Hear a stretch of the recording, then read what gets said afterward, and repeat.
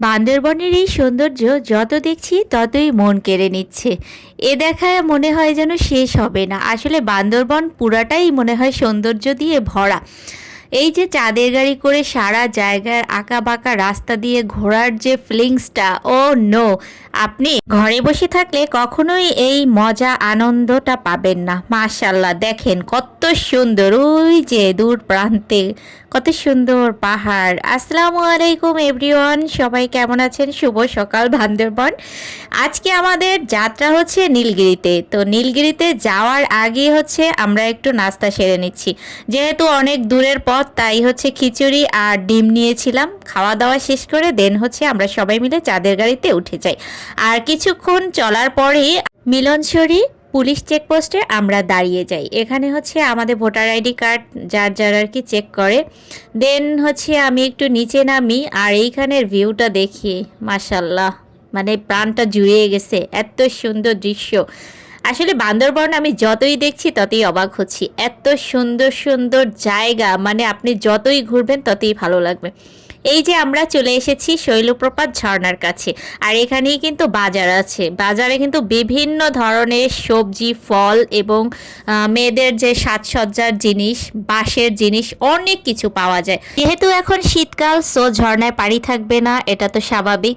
তাই একটু কষ্ট লেগেছে, আবার ভালোও লাগছে যদিও, কিন্তু আমরা ওরকম প্রস্তুতি নিয়েও আসি নাই যে ঝর্ণায় গোসল করব। পানি নেই দেখে আমাদের তেমন একটা কষ্ট লাগে নাই, বাট থাকলে আর একটু বেশি ভালো লাগতো। এখানে কিন্তু বৃষ্টির সময় আসলে আপনি অনেক পানি পাবেন, আর হচ্ছে আপনারা এখানে গোসলও করতে পারবেন। পানি ছিল না দেখে আমি আর নিচে নামিনি, এখানে দাঁড়িয়ে দাঁড়িয়ে হচ্ছে কিছু ছবি এবং ভিডিও ক্যাপচার করে নিলাম আর আপনাদের সাথে শেয়ার করে নিলাম। জায়গাটা কিন্তু ভীষণ রকমের সুন্দর। এটা দেখার পরে আমরা আবার চাঁদের গাড়িতে উঠে যাব, কারণ আমাদের আজকের উদ্দেশ্য হচ্ছে নীলগিরিতে যাওয়া। আর নীলগিরিতে যেতে প্রায় বান্দরবন থেকে আমাদের 3 ঘন্টা সময় লেগে যায়। আঁকাবাঁকা এই রাস্তা দিয়ে যখন আপনি যাবেন, আপনার একটুও মনে হবে না যে এত রাস্তা, এত পথ।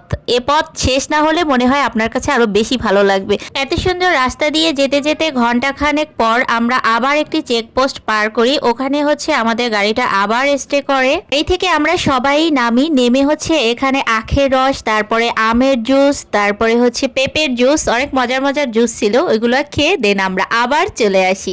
আর এই তো আমরা নীলগিরি চলে এসেছি, আর এখন এখান থেকে এন্ট্রি করে দেন আমরা ভিতরে প্রবেশ করব। নীলগিরি মূলত একটা রিসোর্ট, আর এই রিসোর্টেই হচ্ছে আজকে আমরা দেখব কি কি আছে। আসলে জায়গাগুলো কিন্তু ভীষণ রকমের সুন্দর, আপনি যখন আসবেন তখন আপনি বুঝতে পারবেন। মেঘের দেশে হারিয়ে যাওয়া বাংলার দার্জিলিং এর হাতছানি, পাহাড়ের চূড়ায় মেঘের ভেলা, সবুজের মাঝে এক নীল স্বপ্ন।